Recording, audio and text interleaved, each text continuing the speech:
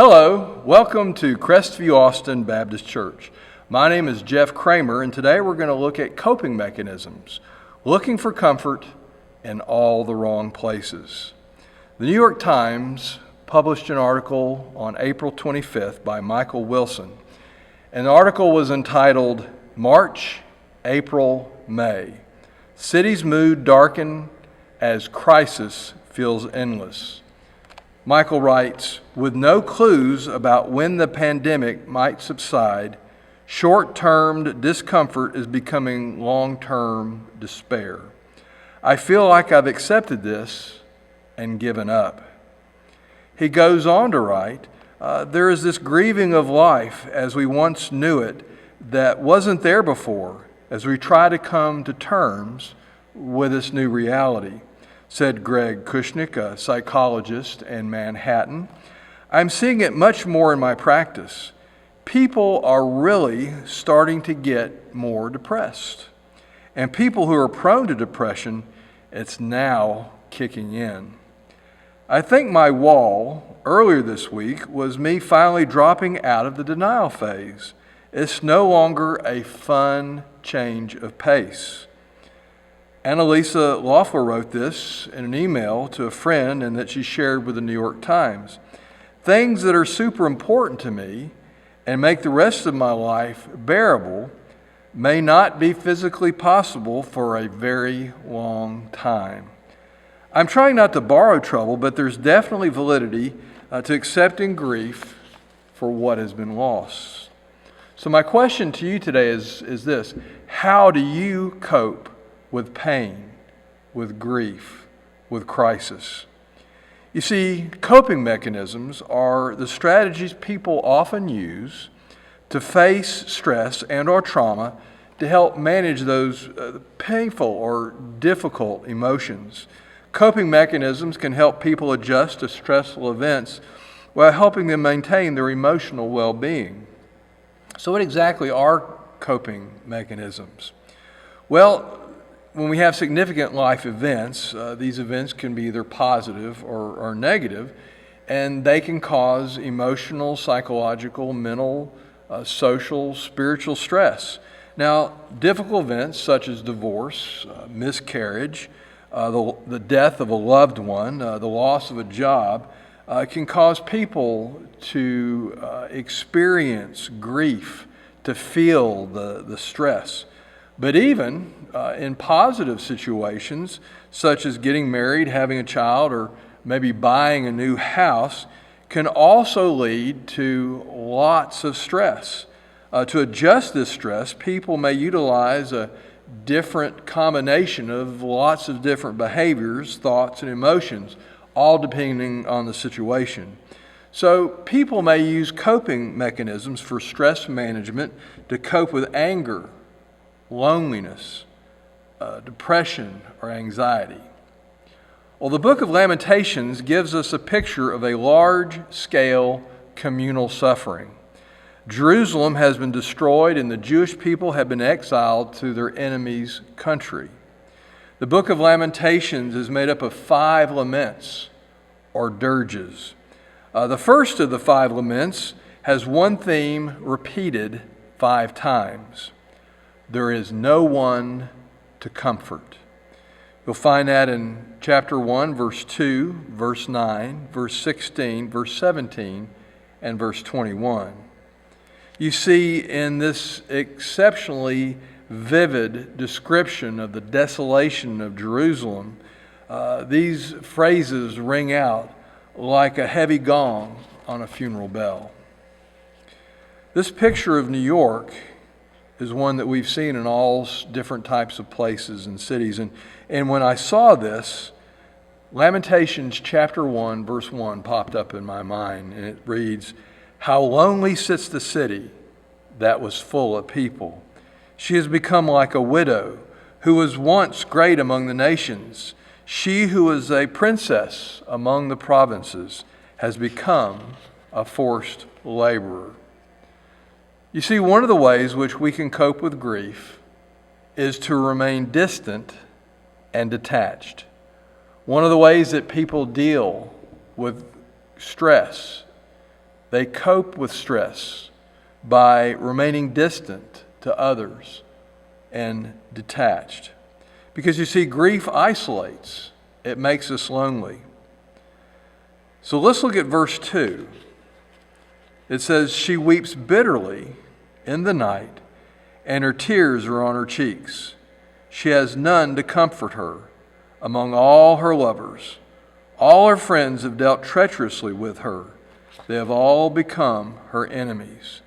For you see, there are none to comfort her.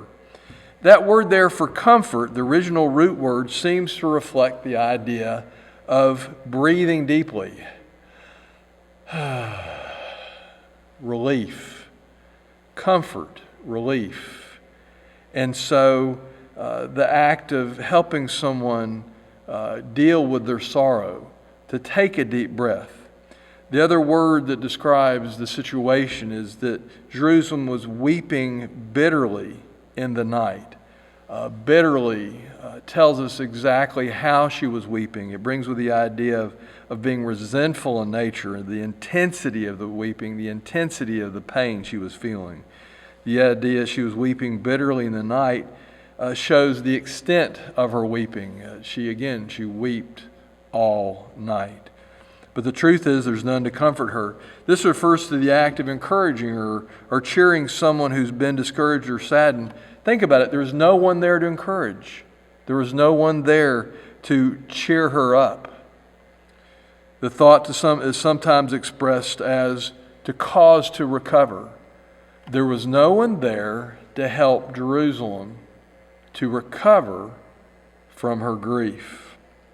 Now, also in many languages, the concept to comfort someone who is distressed is expressed in these words such as to give them back their heart. When you encourage someone, you help their heart to be strong again, or even to quiet the shaking of their insides.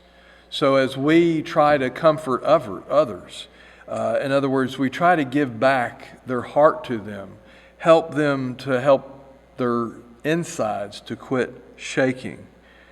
The text also says, those she trusted betrayed her.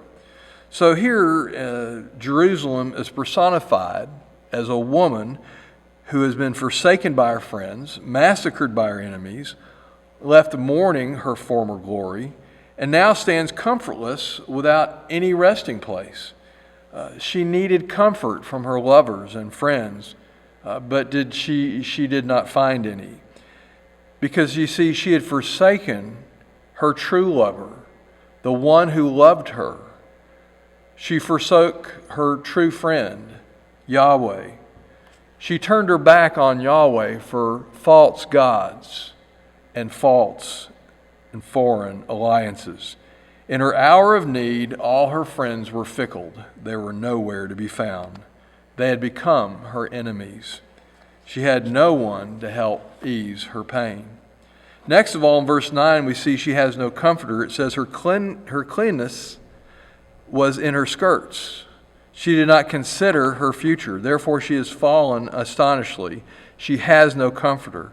See, O Lord, my affliction, for the enemy has magnified himself. I like the way the New Living Translation puts it. It says, she defiled herself with immorality and gave no thought to her future. Now she lies in the gutter with no one to lift her out. Lord, see my misery, she cries. The enemy has triumphed. The point here, the second part of that verse, she did not consider her future. She failed to consider the consequences of her choices. And so she calls out to God for help. And then her enemy proudly struts around with his chest stuck out, saying, oh, look at me and look at poor old Jerusalem. Look how bad things have happened. So the catastrophe that overtook Jerusalem was not an action of a heartless God against an innocent people. Jerusalem brought about her own destruction because of her own decisions, because of her own sin. Basically, she reaped what she had sown. When she turned from God to pursue her idolatrous ways, she did not even consider her future. And so many of us, as we make decisions, we do not consider what is going to happen as a consequence. Then we move on to verse 16. It says, for these things I weep. My eyes run down with water, because far from me is a comforter, one who restores my soul. My children are desolate because the enemy has prevailed. Eugene Peterson in the Message translates it this way: for all this I weep buckets of tears, and not a soul within miles around cares for my soul. My children are wasted. My enemy got his way. You see, the city was destitute and despised. And what is interesting there, it says, the one who restores my soul, speaking of God. There's no one there. But ironically, God was there. All she had to do is turn from her wicked ways back to God and call out to Him, and He would be there to help. Then in verse 17 it says, there's no one to comfort her. It says, Zion stretches out her hands. There's no one to comfort her. The Lord has commanded concerning Jacob that the ones around about him should be his adversaries. Jerusalem has become an unclean thing among them. In other words, she stretches out her hands as of a widow sitting on the street, asking someone for food, asking someone for money. She stretches out her hands, but there's no one there.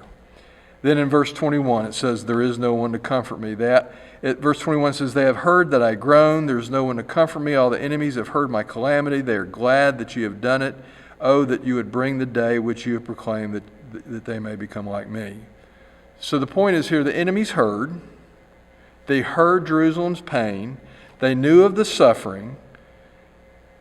And they celebrated her pain. And then Jerusalem says, God, I want you to deal with them like you dealt with me. You know, it's sad enough when you're in crisis and no one knows, and it's like, oh, well, no one knows, nobody can help. But here she knew that her false friends, her enemies, knew that she was in trouble, that she needed help, but did not respond. And that is really, really sad. Well, let's quickly close with some of the lessons that we can learn today, some of the timeless truths that apply to our lives today and our situation. One of the first ones I see here is very clearly, you find out who your real friends are when you're in crisis. You see, all the other nations said they were Jerusalem's friends. They said they would protect her from the big bad Babylon. They would take care of her, just trust in me. But the truth is, they were false friends, and when trouble came, they hightailed it and got away and said, "Oh, look at you! You're getting taken care of by Babylon," and so they ran. And so they were actually looking forward to Jerusalem's fall, because Jerusalem always talked about God and how great God was, and so now they're saying they can poke fun at God and them, saying, "Look, your God's not going to help, and your God's not any good." So you really see who your friends are when your crisis hits your life. Another lesson we learn is there are consequences to our choices, and this is the timeless truth that really goes over the entire book that applies both, again, globally and nationally and state and all the way down to personally. There are consequences to our choices. It says in verse 9, she did not consider her future. She took no thought for her doom. In her unfaithfulness to the Lord, Jerusalem basically overlooked the possibility of punishment, saying, "Oh, God's not going to do that. He's just some old God sitting up in a rocking chair in heaven. He's not going to bother me." She did not think about what would be the end of the road on the path that she is on. And that's just like us. We live our lives and think there are no consequences. We can do what we want, walk on whoever we want, and do the things we want, honest or dishonest, and think no one sees it. And so we'll just go on as long as we're not caught. But the truth is, there are consequences to our choices, and there's decisions as far as either we'll be blessed and helped by God, or God turns His face away from us. It all depends on how we make the choices. We need to understand there are consequences. Another lesson from this passage is our children suffer because of our poor choices. In verse 16 it says, "My children are desolate because the enemy has prevailed." One of the things, again, we need to understand on a global, national, state, and even on a family level, the decisions we make for ourselves just do not affect us alone. The things we do affects everyone around us, especially our family members, especially our children, and what they see or don't see us doing. It'll affect the decisions that they make, and our poor decisions can often very much influence them. What are some questions to ask? How do I need to assimilate this in my life? What does this mean as far as coping mechanisms? Well, number one, again, we have to ask, how do I cope with grief and pain? Where do I go for comfort? What are you doing to try to get through this time? Some of the most popular coping mechanisms, one is to ignore it. In other words, you avoid the issue. You go to the beach. Oh, no, this thing isn't real. I'm going to go to the beach. I'm going to do whatever I want, go out and be among people. I'm not going to wear masks. And again, and this in the heat of the pandemic, people just doing whatever they want. In other words, I'm just going to ignore it. Doesn't matter. Nothing's going to happen to me. Another way with coping with grief or stress is nicotine, smoking, with drugs. In other words, nicotine, it calms a lot of people down. Then there's, on the opposite side, there's excessive caffeine.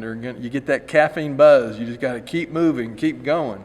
And sooner or later, that's going to burn you out. Then, of course, there's too much alcohol. Alcohol, in other words, dulls or is a depressant. And so, in other words, people drink and do drugs in order not to feel the pain.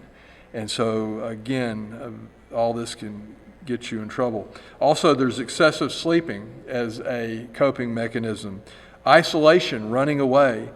Spending compulsively. People are going to hit the malls as they open up, and they're going to go spend, and that's going to, they think, make them feel better. Also, promiscuous behavior. It's like, woo-woo, I'm going to go do something, and that's going to get my mind off my own troubles, but that's just going to cause more troubles in itself. And then, of course, there's deceit. There is eating disorders. In other words, I'm going to go get me a bucket of ice cream, and I'm going to sit down and binge watch Benji all day long. So another question is, what does God have to do to get my attention? Is God doing something to get the world's attention? Is God doing something to get my attention? And the question again comes out, will I seek God for help and comfort? What's my decision, where I'm going to go? Who am I going to look to for that comfort? And that's what Lamentations is all about. Well, let's go to the Lord in prayer. Dear God, you have our attention. Lord, forgive us for ignoring you. Forgive us for going our own way. Forgive us for looking for comfort in all the wrong places. Lord, see our affliction, our pain, our grief. Help us learn from the past, let go of the past, and look to you for comfort now. In Jesus' name, amen. Thank you.